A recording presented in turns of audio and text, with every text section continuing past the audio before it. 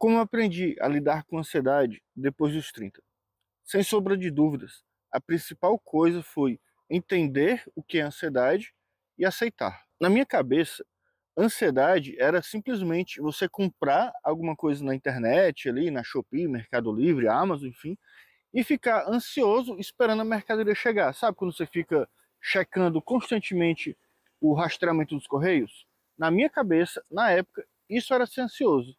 Eu não fazia ideia do que é ansiedade de verdade. Só que aí surgiu uma coisa, aconteceu, né? Teve um acontecimento na minha vida que ativou, vou colocar aqui entre aspas, ativou a ansiedade na minha vida.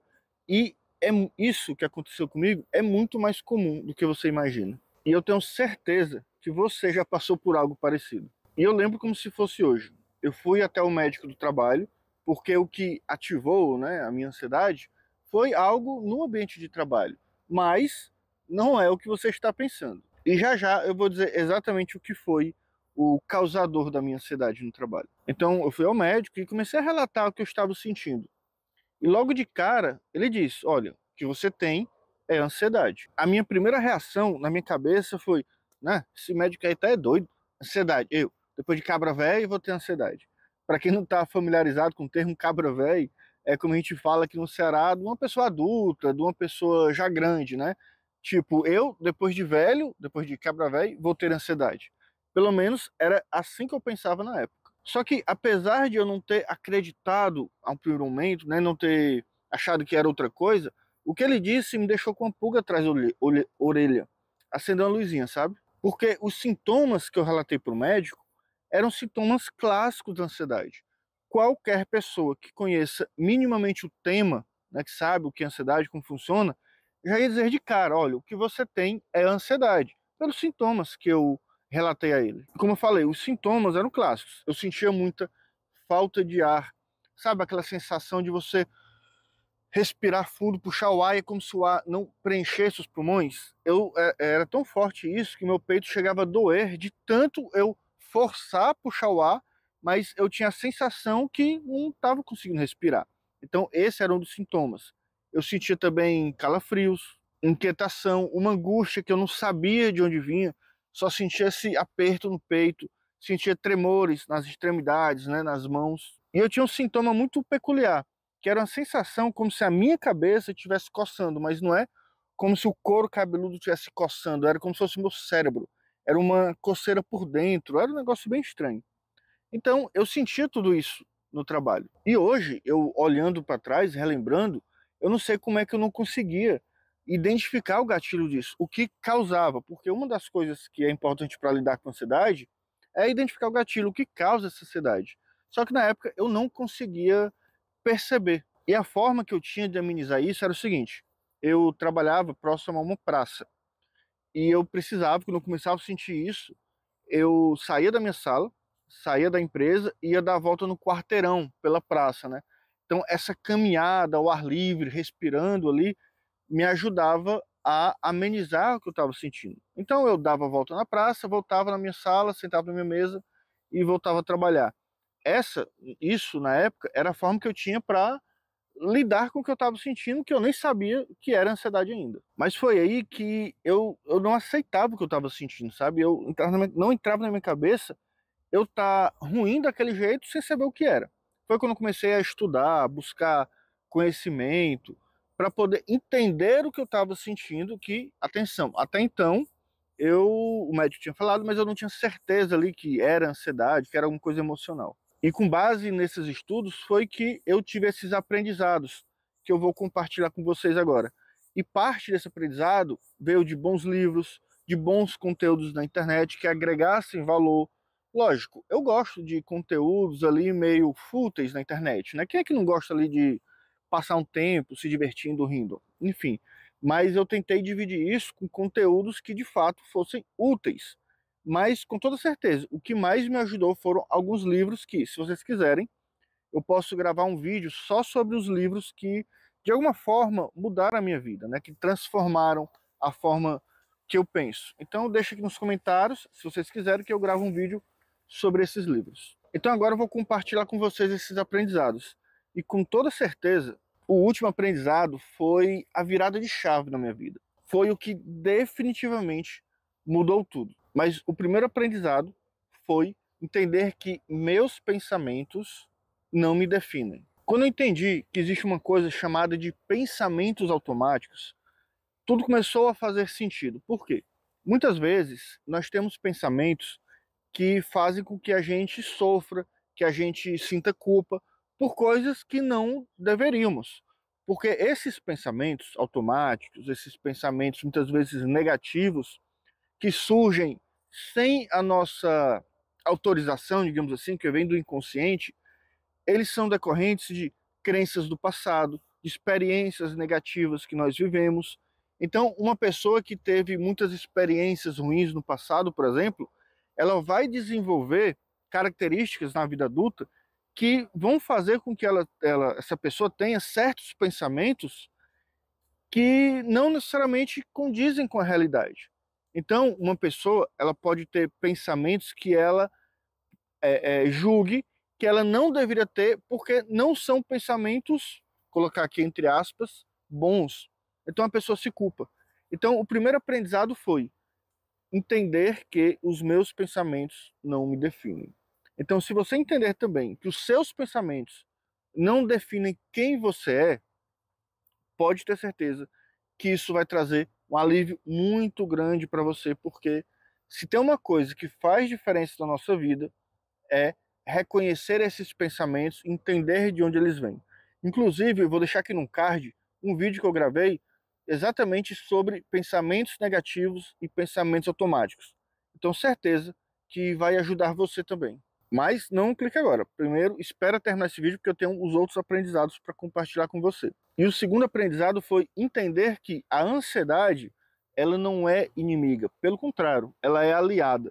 Mas como assim a ansiedade não é inimiga? Sim, é muito comum, não sei se é exatamente o seu caso, mas pessoas irem ao hospital por conta de uma crise de ansiedade achando que está dando um infarto, por exemplo. Só que quando eu entendi que a ansiedade ela é inerente ao ser humano, todo mundo sempre vai sentir ansiedade quando passar por uma situação que gera tensão, preocupação, medo, angústia, que era exatamente o que eu sentia, que tinha esse gatilho, né? Me dava uma angústia muito grande. E eu não entendia isso, porque a ansiedade ela é um sentimento de luta ou fuga. Quando você passa por uma situação que gera ansiedade, o seu corpo ele reage ou para você lutar ou para você fugir. Só que hoje, na sociedade que nós vivemos, não é assim que funciona. Você não pode sair lutando com tudo e nem fugindo de tudo. A ansiedade, ela serve para isso. Vou dar um exemplo aqui bem rápido. Imagina que você vai fazer uma prova ou uma entrevista de emprego e você está zero ansioso, você não tem 1% de ansiedade. Provavelmente você não vai se preparar para essa prova, não vai se preparar para essa entrevista e as chances de você não se dar bem são grandes. Por quê? Geralmente uma prova é importante que você estude, que você se prepare. Uma entrevista de emprego, do mesmo jeito. É importante que você se preocupe com a sua aparência, que você pesquise o mínimo sobre a empresa para você se preparar. Então, se você não tem ansiedade, você não vai se preparar.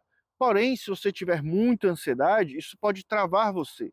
Na hora da prova, pode dar um branco e você não conseguir fazer a prova. Para a entrevista de emprego, se você tiver com ansiedade muito elevada, você pode até mesmo nem ir para a entrevista, porque você vai travar devido à ansiedade exagerada.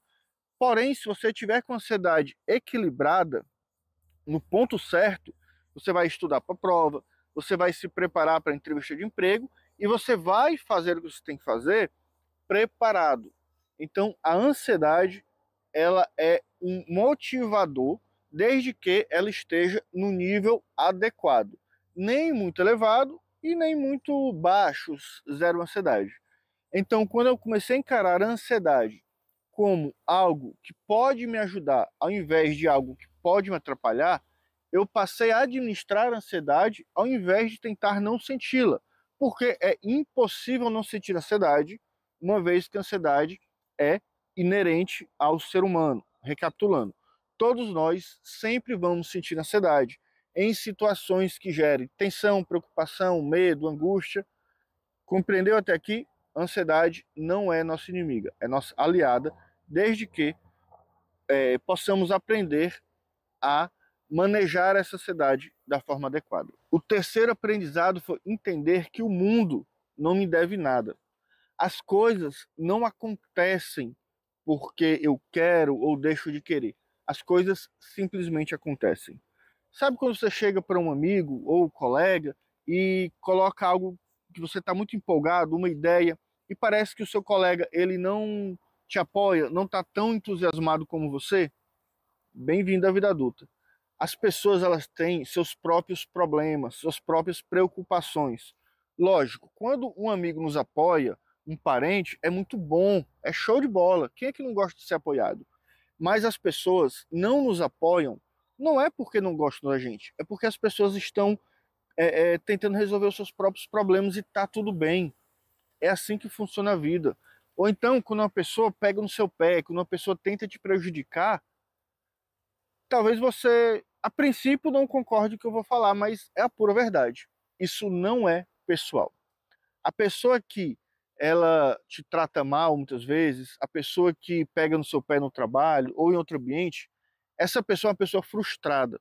É uma pessoa que não sabe lidar com suas próprias emoções. Isso é uma situação ruim, uma situação chata? Demais, com toda certeza. Mas do jeito que essa pessoa implica com você, ela implica com todo mundo. Que ela olha e bate o olho daquela pessoa, seja consciente ou inconscientemente, ela escolhe implicar com ela. Porque não é pessoal, o problema é da outra pessoa. Então, quando você aprende a separar o que é seu, o que é do outro, isso te ajuda demais, isso tira um peso sobre os seus ombros. Eu não estou aqui dizendo que está tudo bem as pessoas tentarem te prejudicar. Não está. Você deve buscar formas de resolver isso. Mas não é pessoal. Isso é o problema do outro, que ele não sabe lidar, não consegue resolver, e a frustração dele, ele vai escolher alguém para descontar e talvez seja em você. E quando você separa isso, você se sente muito mais leve e você pode focar, se concentrar em resolver a situação e não ficar se culpando. Ah, o outro tem inveja de mim. Pô, cara, nem todo mundo tem inveja de você, tá?